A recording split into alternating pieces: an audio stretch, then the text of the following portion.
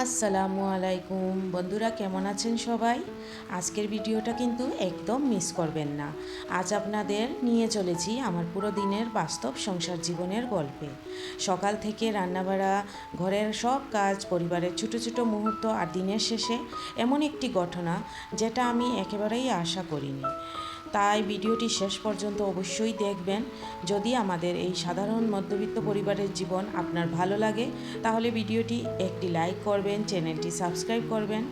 তো চলুন বন্ধুরা, সবাইকে সাথে নিয়ে শুরু করছি আজকের দিনটি।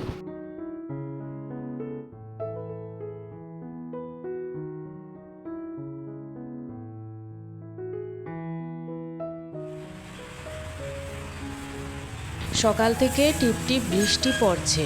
অনেক দিন পর মনে হচ্ছে গরমটা যেন একটু হলেও কমেছে। এই ঠান্ডা ভেজা সকালটা সত্যি মনটা ভালো করে দিচ্ছে। চলুন আপনাদের আজকে সুন্দর বৃষ্টি ভেজা সকালের আবহাওয়াটা দেখিয়ে দিই। বাইরে ঝিরঝিরি বৃষ্টি, চারপাশ একদম সতেজ আর শান্ত। এমন আবহাওয়ায় কাজ করতেও যেন একটু ভালো লাগে। তো আর দেরি না করে চলুন শুরু করি আমার আজকের দিনের গল্প। এখন ভোর প্রায় 5:30 বাজে। আজ ছেলের স্কুল আছে, তাই অন্য দিনের চেয়ে একটু তাড়াতাড়ি উঠে পড়েছি। সকালে টিফিন তৈরি করা, স্কুলের সব কিছু গুছিয়ে দেওয়া, এসব করতে করতে কখন যে সময় চলে যায় টেরই পাই না। তো তার আগে বন্ধুরা এক কাপ চা খেয়ে নিলাম, যাতে মনটাও একটু ভালো হয়ে যায়। আজ সকালে আমার বোনের হাজব্যান্ড আমাদের বাড়িতে এসেছিলেন। আসলে চাকরির ট্রেনিংয়ের জন্য ওনাকে অনেক দূরে দিল্লিতে যেতে হবে। তো প্রায় 6-7 মাস সেখানে থাকতে হবে। তাই যাওয়ার আগে আমার বরের সাথে একবার দেখা করে সবার খোঁজখবর নিয়ে গেলেন। আর আমার বোনও তার বরের হাত দিয়ে তাদের বাগানের কিছু একেবারে টাটকা সবজি আর সঙ্গে এই ঝাল ঝাল নাগামরিচগুলো পাঠিয়েছে। নিজের বাগানের টাটকা সবজি আর আপনজনের ভালোবাসা, এই দুটো জিনিসের আলাদা একটা আনন্দ আছে।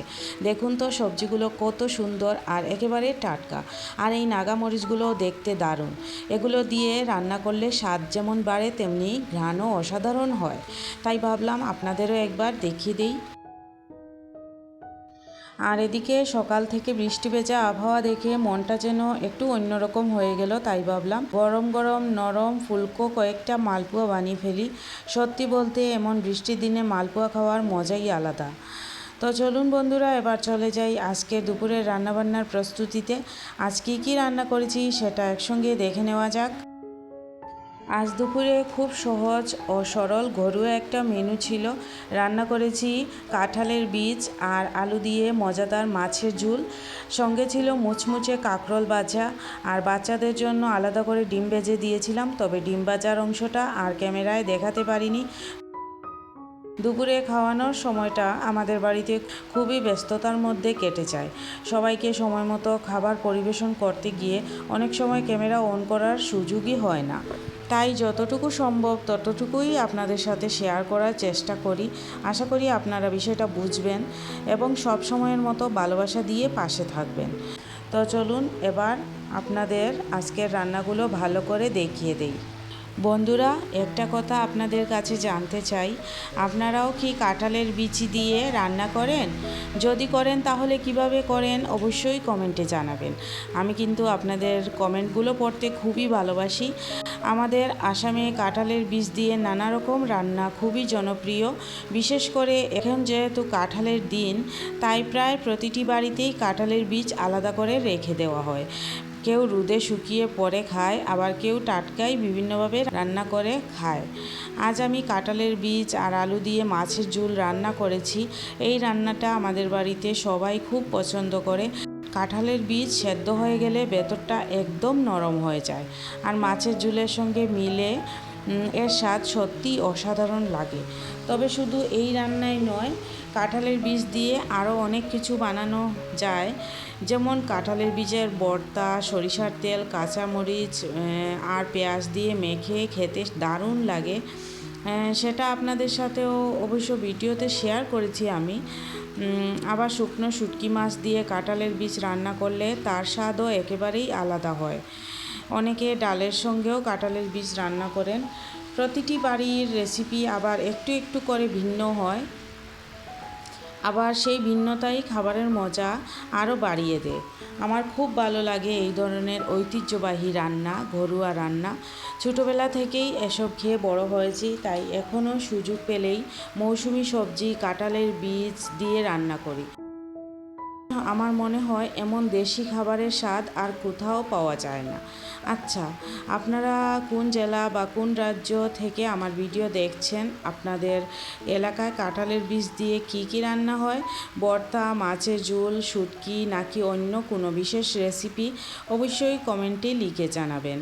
আপনাদের কাছ থেকে নতুন নতুন রেসিপি জানতে আমার খুব ভালো লাগে। হয়তো আপনাদের কোনো রেসিপি আমি পরের দিন ট্রাইও করে ফেলবো।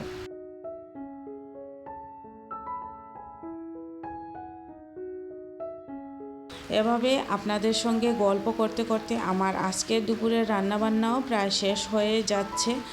এরপর সবাইকে গরম গরম খাবার পরিবেশন করে দেব। সত্যি বলতে আজকের দিনটা আমার কাছে ভীষণ ভালো লাগছে। বাইরে টিপটিপ করে বৃষ্টি পড়ছে, চারপাশটা একদম শান্ত আর সুন্দর। এমন আবহাওয়ায় কাজ করতে যেমন ভালো লাগে, তেমনি আপনাদের সাথে গল্প করতে করতেও ভিডিও বানাতে আলাদা একটা আনন্দ হয়। এদিকে রান্নাবান্নাও চলছে আর আপনাদের সঙ্গে গল্পও করছি। মনে হচ্ছে যেন আপনাদের সবাইকে পাশে নিয়ে বসে আছি। এই ছোটো ছোটো মুহূর্তগুলো আমার কাছে খুবই মূল্যবান।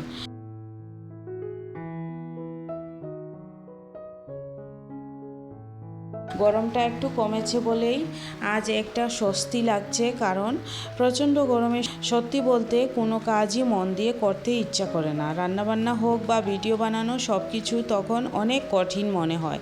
কিন্তু আজকের এই বৃষ্টি ভেজা আবহাওয়া মনটাকে একদম সতেজ করে দিয়েছে।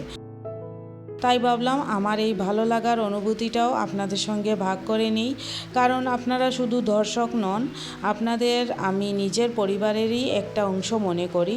অনেক দিন ধরে আপনারা আমার প্রতিটি ভিডিওতে ভালোবাসা দিয়ে পাশে আছেন। আমার সুখ দুঃখ, ব্যস্ততা আর সংসারের ছোটো ছোটো মুহূর্তগুলোর সঙ্গী হয়ে আছেন। আপনাদের এই ভালোবাসা আর সমর্থনই আমার নতুন নতুন ভিডিও বানানোর সাহস ও অনুপ্রেরণা দেয়। ইনশাআল্লাহ আপনাদের ভালোবাসা থাকলে আমি সবসময়ই এভাবেই আমার জীবনের ছোটো ছোটো গল্প আর প্রতিদিনের মুহূর্তগুলো আপনাদের সাথে ভাগ করে নিতে চাই।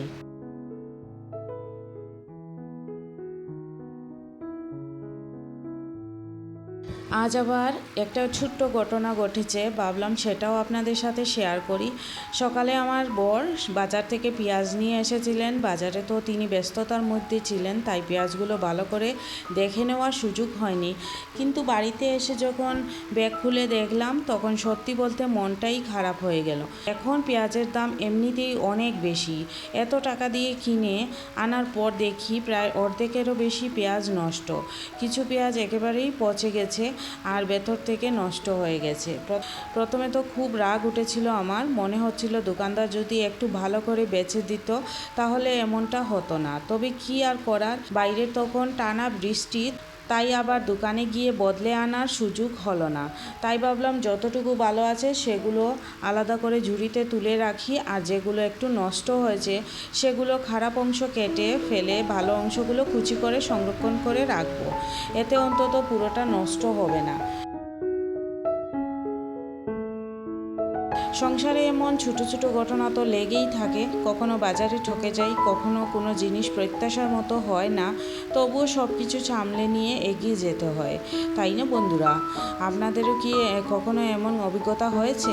বাজার থেকে ভালো ভেবে কিছু কিনে এনে পরে দেখেছেন অনেকটাই নষ্ট? তাহলে কমেন্টে অবশ্যই জানাবেন।